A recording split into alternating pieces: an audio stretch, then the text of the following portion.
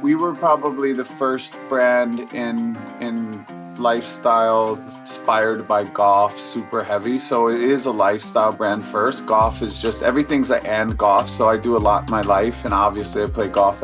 Try to play golf every day as well. But it's not. I'm not only a golfer. I'm a father. I'm a husband. I'm a creative. I do a lot of different things, and it's always followed with and golf. So I think that was one of the things that made us quite different. And then with the background in creative but with the background in fashion and art, and music and streetwear, even like record labels, like drops or like Tuesdays albums came out historically. So, I think it's just taking all of that knowledge and doing what I had already been doing my whole life, but doing it with the golf, lens was the innovation there, I guess.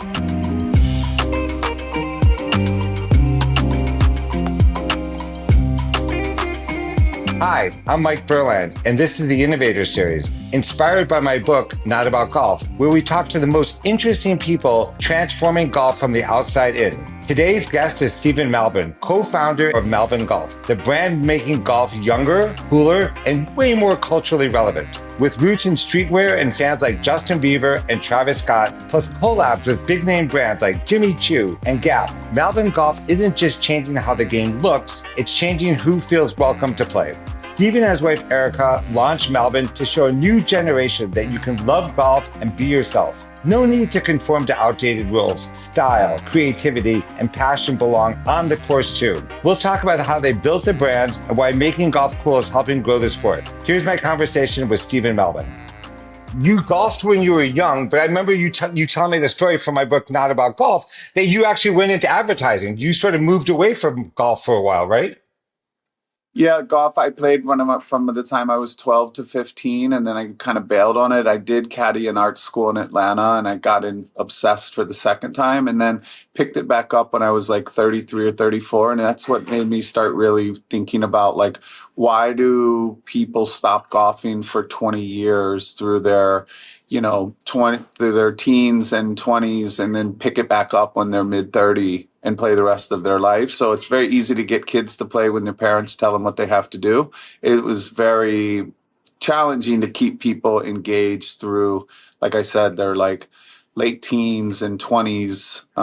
So that was kind of the gap that I saw there, and that Erica and I saw, and we just started to think about our own kids and like what's going to make them keep playing golf and not bail on it like I did, and pick it back up in the second half of life.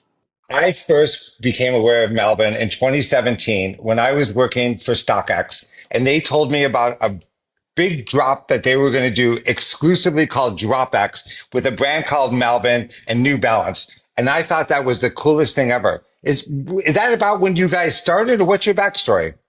It was probably a few years after we had started our direct-to-consumer and opened a store on Fairfax out in Los Angeles. So it started as a Instagram mood board first, and the brand basically we created a community and built a community that turned into a brand that then turned into products. So we did it kind of ass backwards. A lot of times people create a really great product and they figure out how they're going to go out and market it, etc. So we created a great community and figured out what products that community is in need of. But I mean, how fantastic. I mean, the drop culture was the biggest thing going on, and golf was completely left out of golf culture, right? I mean, golf was khakis and collared shirts and the most boring stuff. And here you come in and really, go to the heart of drop culture, limited editions in golf wear. I mean, that was hugely innovative. And I remember you telling the story about just the type of people you were getting in LA. And you were tapping to people who didn't want to be traditional golf wear, golf attire, golf dress code. Yeah, I think it's just like we were probably the first brand in lifestyle inspired by golf, super heavy. So it is a lifestyle brand first. Golf is just everything's a and golf. So I do a lot in my life, and obviously I play golf. Try to play golf every day as well. But it's not. I'm not only a golfer. I'm a father. I'm a husband. I'm a creative. I do a lot of different things. And it's always followed with and golf. So I think that was one of the things that made us quite different. And then with the background in creative and but with the background in fashion and art and music and streetwear, even like record labels, like drops or like Tuesdays albums came out historically. So, I Right. think it's just taking all of that knowledge and doing what I had already been doing my whole life, but doing it with the golf lens was the innovation there, I guess. One thing that's very important is I don't know why we have to conform to a certain dress attire to play golf. I don't understand why we can't have, radical self-expression on the golf course, why it has to, look a certain way. The golf has rules and we play by the rules, but why do the attire have to, the clothes we wear or the shoes we wear have to conform to a certain, standard that we all look sort of cookie cutter. I love the way that you and Eric have really blown that up and say, do your thing, take the brands that you love. You've done these collaborations with them. It's kind of amazing. At Augusta Nationals, that they say there's no rules, there's just traditions, right? Which, Right. like, I love it all and I respect it all and I love golf and I love the history and I love the dressing up part and I love taking my hat off when I go into a clubhouse. And I think it's the greatest golf courses in the world are, most of them are really kind of older private courses. So it's no different if I go to your house and you say, hey, can you take your shoes off before you come in for dinner? It's like, yeah, it's your house, no problem. So there is a level of that that's like, it's your rules, it's your house, and am a respectful person. So I don't think that it's about like being disruptive and like changing the rules. I think it's just making people be comfortable with like being a little different and celebrating like who you are and being okay with wanting to wear a polo that may not be a golf polo. It might be a fashion polo. And so there are rules. You have to wear a polo, you have to tuck in your shirt, you have to wear a belt, and you have to wear golf shoes or something. But like there's a lot of ways you can kind of bend those rules and still show, who you are as an individual. And Malbon, you've done these collaborations with The Gap. You've done Adidas. You've done Jimmy Choo. You've done New Balance. You've done all these brands that I love in other parts of my life, and you've brought them to the golf course. Like my favorite Malbon of all time is my Stan Smiths that I grew up wearing every day to high school. And I now can wear them on the golf course because you did this amazing collaboration. I mean, you had vision to like bring other parts of life into the golf course and bring it to life. Yeah, I think it's just like what I was saying is like I do a lot of things in my life, not just golf. So it's always Right. a and golf. So if I enjoy wearing Stan Smiths off the golf course and to dinner and to work and in my free time, then like why not think about it like that? Like if I'm comfortable wearing Stan Smiths and they look good when I'm wearing slacks, then why would I not want to golf in slacks and wear Stan Smiths? So it's that whole thing of just like I don't think prior to us there were many people that were like, it's okay if you're creative, if you love music and art and fashion, and you really love and respect golf as well, right? So I think it's Right. just giving permission to be like, you can like country music and Wu-Tang Clan, and you can want to go play golf at Los Angeles Country Club. Like it's okay, but before us, it was like, well, if I'm golfing, I can't let people know I like Wu-Tang Clan. It's like, well, no, it's all right, you can. I talked to Igor Reyes, who was the architect behind Michael Jordan's Grove 23 Yeah. golf course and did the clubhouse.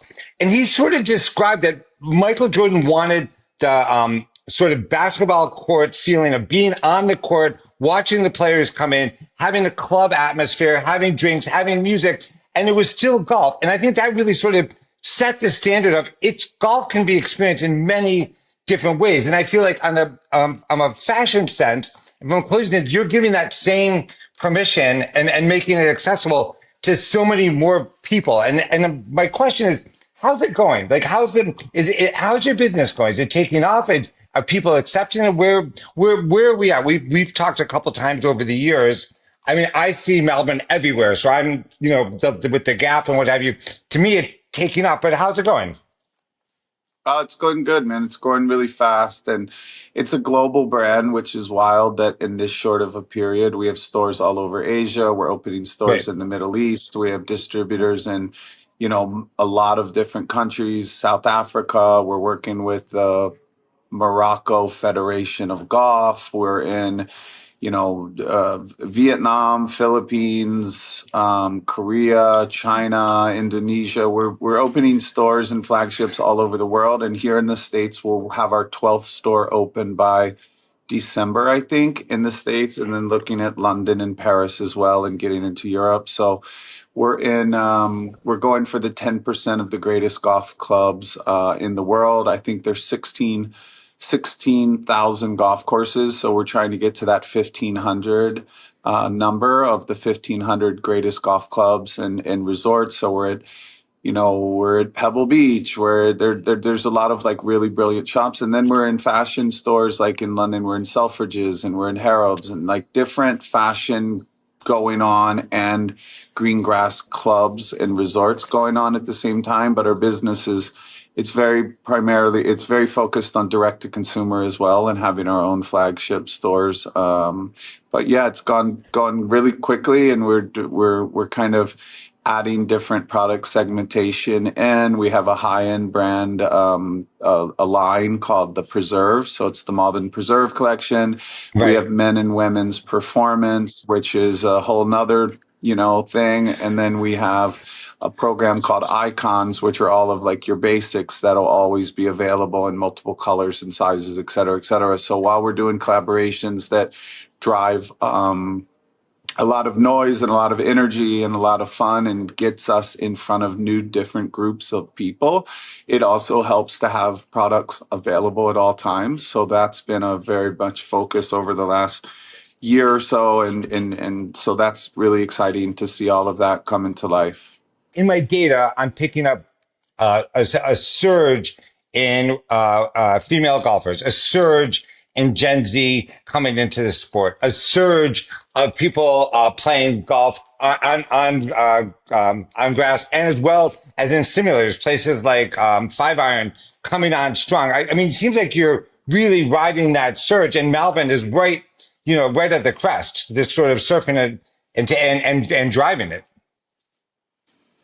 Yeah, I think there's been a lot of things happening. So obviously, like timing was really great on our end, starting out early and getting ahead of it. Obviously, COVID was very helpful in letting a huge amount of people to kind of come into the golf landscape and do it their own way, where they didn't have to learn the like kind of stuffy traditional rules, etc. It was like golf's fun, golf's fashion, play music, have a drink, enjoy your time out in nature. It's healthy, it's mentally rewarding being out in nature, and you can be with your friends. So the COVID golfers got to experience it on their own terms, not Right. of, your grandfather tells you have to do this and you can't do this and you can't do that, which is a bit intimidating and overwhelming to some degree. And then it's interesting with, yeah, women is like the fastest growing group of golfers Right. in the world. And what's happening is that, in my perspective, I think the women are actually making the men way more stylish and more fashionable, and having them try way more. So if the traditional guy whose wife doesn't golf, all of a sudden he's going on a golf trip with his buddies and she doesn't care what he dresses in. But as soon as she starts dress golfing with him, she's like, honey, let's talk about this outfit. Like, we're getting Nice. this Yeah. selfie together. So it's where women used to be like, well, he's just golfing with his buddies and I could care less what they wear.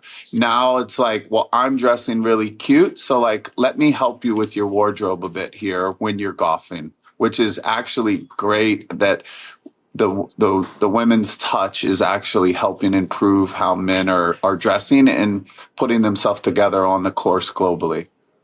Yeah, I think, you nailed it. The COVID golfer is the disruptor because the COVID golfer came onto golf in a very unusual time where golf was just exploding, right? and the rules really weren't the rules were not bending, but they were different. COVID golf rules were different than the rules before and the rules after. The music, the just getting out there to enjoy it. I really love that insight. You did a dress. I think it was an Adidas Malbon dress that was like sort of golf and sort of tennis. And I bought that one for my wife, and it completely changed her perception and the whole place that she golfs of what golf attire could be. I don't know if you know the one I'm talking about, Yeah, but it it's was like a blue and sleeveless. white Yeah. checkers. Yeah. Oh my God. And it just like, it changed the, because it straddled that line between tennis, which has always been a little bit short, but golf has always been a little bit long. And Yeah. that dress was tight and it was form fitting. And then I think women love to wear it, and it was super stylish and super comfortable to play golf in. Yeah. Yeah, that was cool. And That was a great project. Erica, my wife, designed that. She designs all the women's stuff, and I think she's Eric has tried. good taste. I mean, that was Yeah, just she. amazing. It was a good one, and I think it's always been like it's the same thing. It's like looking through the history of golf and tennis and leisurely sports and thinking of how fabrications can change, how you can make it modernized but still have the timeless feeling where we're not trying to do like trendy stuff. Like that dress, No, a 65-year-old woman can wear it or a 16-year-old, lady can wear it playing golf around the golf course, etc. So it's being respectful, but it's also being mindful of like putting yourself together and being cute, right? And like wanting to feel good, and you feel good, you play good and things like that.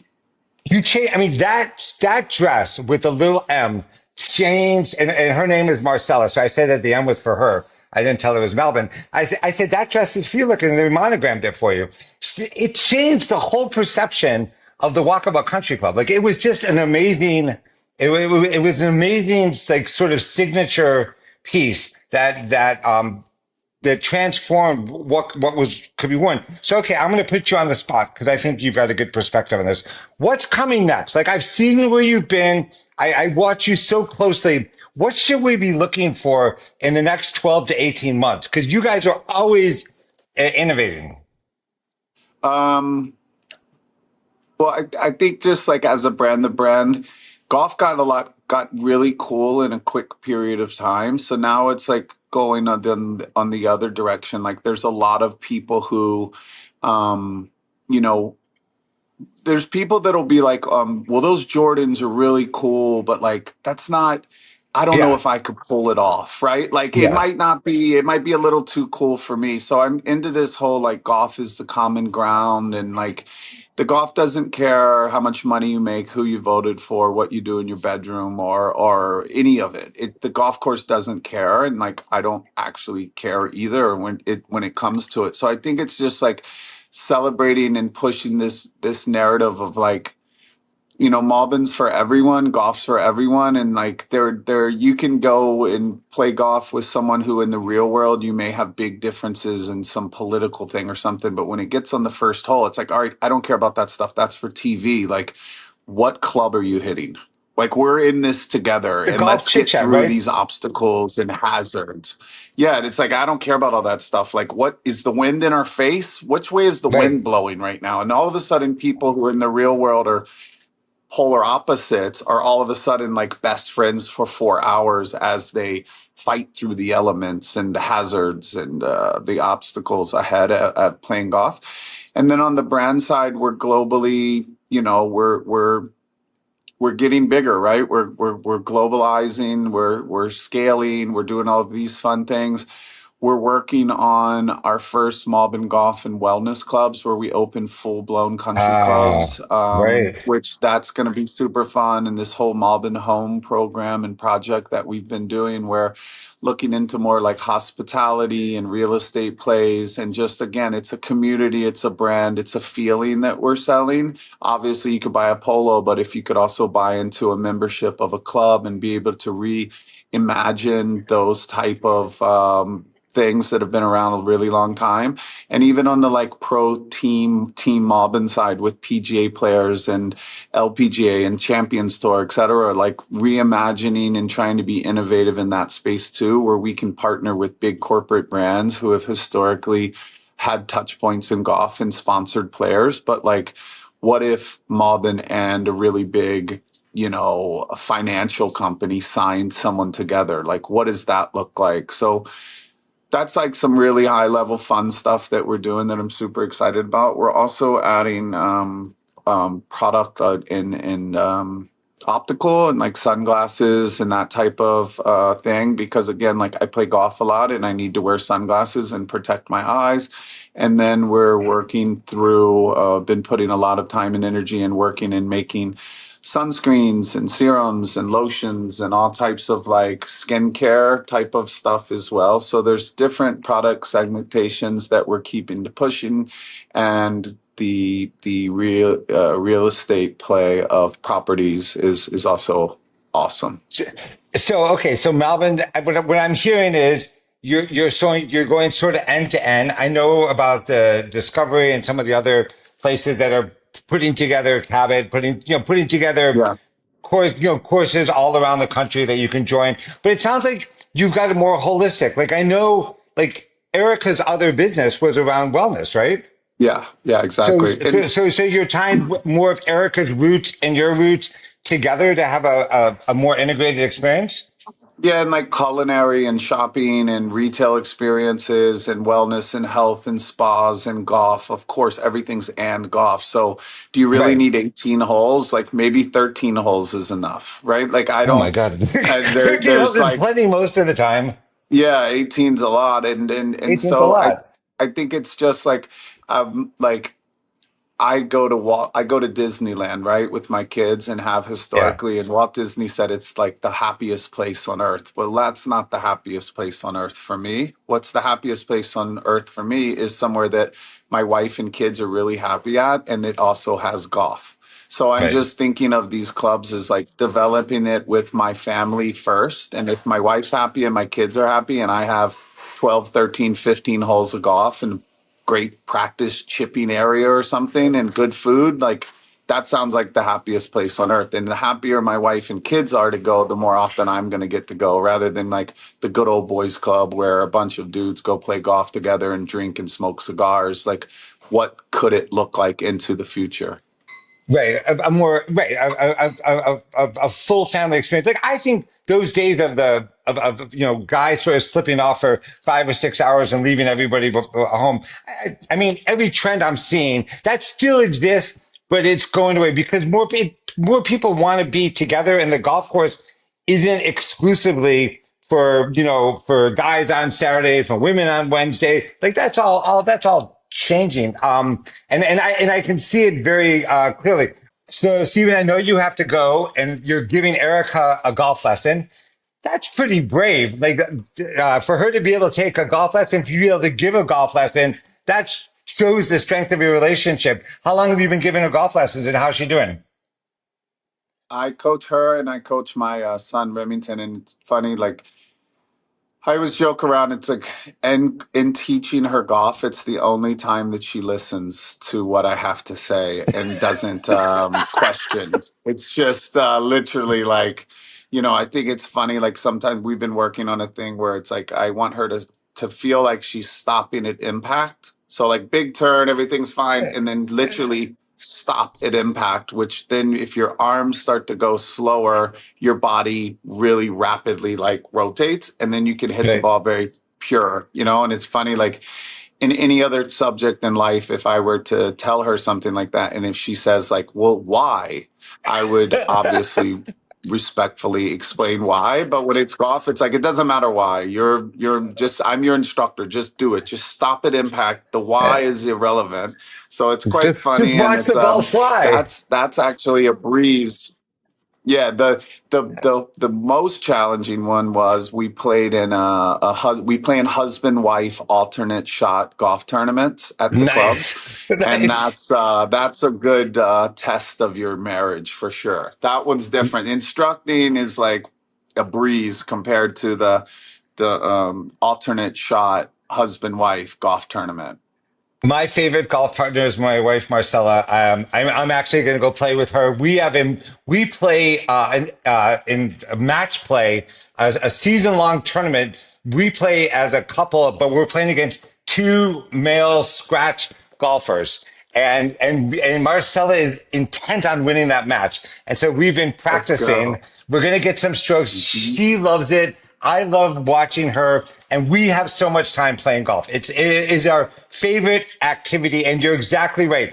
It's just that I think husbands and wives are more open to listen, and they can see instant results. Golf gives Yep. instant results. It's a Yep. dopamine rush. Did the ball go up? Did it go far? You don't have to wait to see what happened, and I Yep. love that. Yep. It's lovely. I had a great time, Stephen. Thanks for joining. I hope you'll come back in a few more months. Keeping progress on Malbon is been one of the greatest joys of this golf journey that I've been on, trying to explain golf to the outside world.